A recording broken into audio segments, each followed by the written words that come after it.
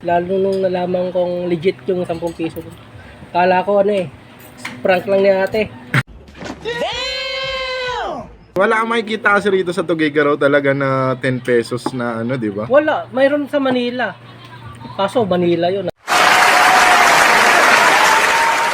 Kasi mo, halagang 100 mo, may almusal ka na, may pangtanghalian ka pa na baon. Nice. Sa halagang 10 piso, kalain mo 65 yung isang order kasi yung lasa masarap.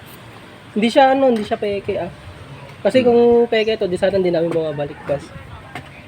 For today's video at for today's vlog, ayan nga, umikot-ikot nga tayo rito sa Tuguegarao at naghahanap tayo na mas mura at mas affordable na kainan. At ito nga, napansin ko nga itong Perlas Eatery. Nagulat ako kasi 10 pesos lang daw ang nakasulat. At ako nga dali-dali ko nga pinuntahan ito. At nagtataka ako, trip lang ba ito o totoo ba talaga? At hindi na nga ako nagpatuloy at pinasok ko na ang lugar ng Perlas Eatery. 10 pesos lahat ng klase ulam. At pinasok ko nga kanilang kusina at nakita ko nagluluto sila ng laing, laoya at ito pa isang mamalakasan na papaitan. At meron nga tayo nakasabay pa, galing pa daw sila ng Sulana at umorder na rin sila na napili nila mga ulam. At 70 pesos nga ang kanilang mga na-order at ito yung mga na-order nila. 2 kanin, isang igado, isang laing at giniling. At talagang nga nakita ko sa kanilang mga itsura na talagang sarap na sarap sila sa mga kinakain nila. Biruin mo 70 pesos, 2 na silang kumain yan. At ito pa nga si Sir, talagang enjoy na enjoy niya ang sabaw ng Perlas Eatery. Ibig sabihin talagang sarap na sarap siya sa sabaw na ito. At tignan na nga natin ang kanilang mga subo. Grabe, talagang sarap na sarap sila. Ibig sabihin, legit talaga ang 10 pesos na ulam at saka kanin dito sa Perlas Eatery. At sakto naman na dumating kanilang suki na nag-aayos ng CCTV. Halos araw-araw nga daw sila rito. At ito nga, tatanungin natin sila kung gaano ba talaga kasarap at recommendable ba talaga ang Perlas Eatery. Sir, madalas po ba kayo rito sa Perlas Eatery?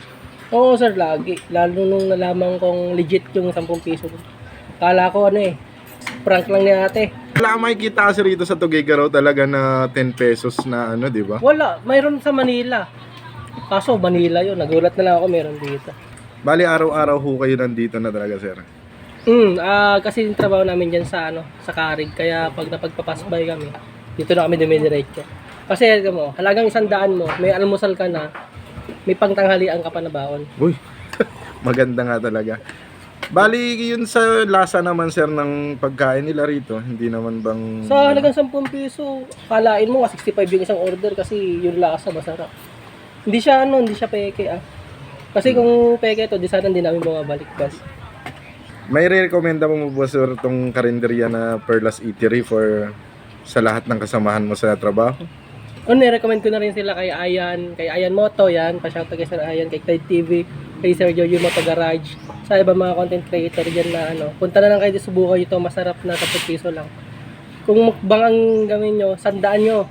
Ito na yun. Solve na yung mukbang nyo. Ayan guys, pa-shoutout mo na lang po sa JFP TV, baguhan pa lang po na vlogger. Ito po ay matatagpuan lamang po dito sa may Cabalsa Street, Atulayan Sur, Tuguegarao City.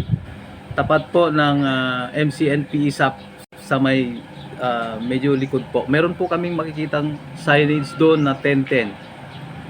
Makikita mo doon ang signage niya, Perlas Eatery po. Okay. Thank you.